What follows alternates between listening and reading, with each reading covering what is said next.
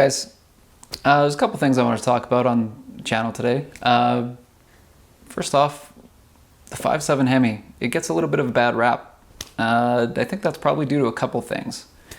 I mean, firstly, since the Demons, the Hellcats, the 6.4 liter Scat Packs came out, I mean, it obviously leaves the RT with the 5.7 liter Hemi a little bit further down in the pecking order. The horsepower numbers have gone up to ridiculously awesome levels in the last little bit, and that kind of leaves the 5.7 liter Hemi looking a little bit underwhelming when you look at the stock horsepower figures. I mean, for example, like when I got my car, the only other higher horsepower option in the Challenger lineup was the 6.1 liter SRT8, and it came with 425 horsepower, which sounds a lot bigger. I mean, 425 versus the 375, 50 horsepower difference, it sounds like a lot more. But when you look at the torque figures for the two cars, the 6.1 liter had 420 pound-feet of torque, whereas the 5.7 RT had 410. There's only 10 pound-feet of torque difference. So that gives you an idea of that this car is going to feel very, very similar to driving the 6.1 liter SRT8.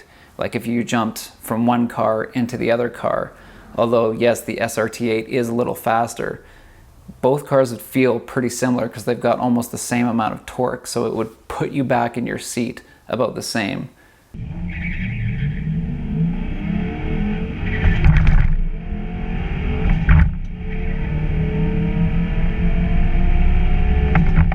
Looked at a lot of videos where you'll get either a Hellcat owner or a Scat Pack owner, and they'll go to a dealership and they'll test drive like a 5.7 Shaker or just a regular RT, and they can't believe how much power it's got.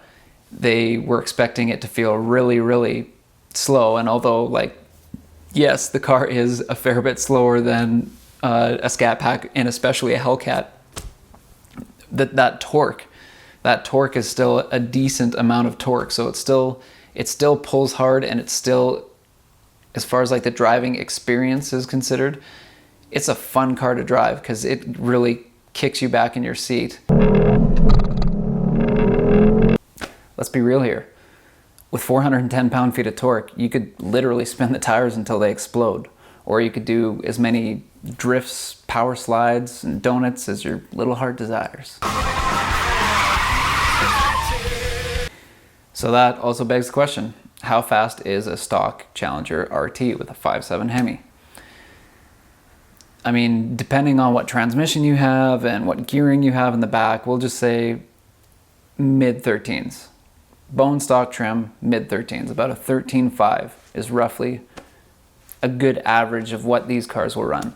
Some run a little bit faster, some run a little bit slower. About 13.5 is what you'll see most 5.7 Hemis run in totally stock trim at the track, at good elevation, mind you.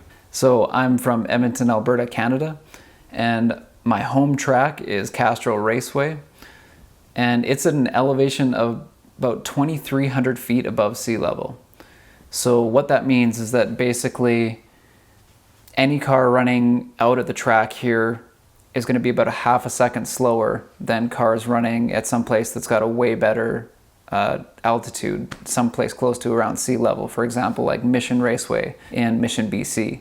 They're pretty much right at sea level, and every car that goes and runs there runs about a half second faster than they do when they come and run at Castrol Raceway. So how fast have I personally gone in my RT? Well, I've been racing it probably a couple times a year, every year since I bought it back in 2009. And for years, the best I could get out of that car was a 14 flat. And 14 flat here, after doing density altitude corrections, always corrected to around 13.5. I consistently run about 14 flat or corrected 13.5 constantly, and I couldn't break into the 13s here at my track. Finally, last time I took my car out just a couple weeks ago, I finally broke the 13 barrier, which was fitting because it was literally the last time I was going to take that car out to the track in totally stock trim.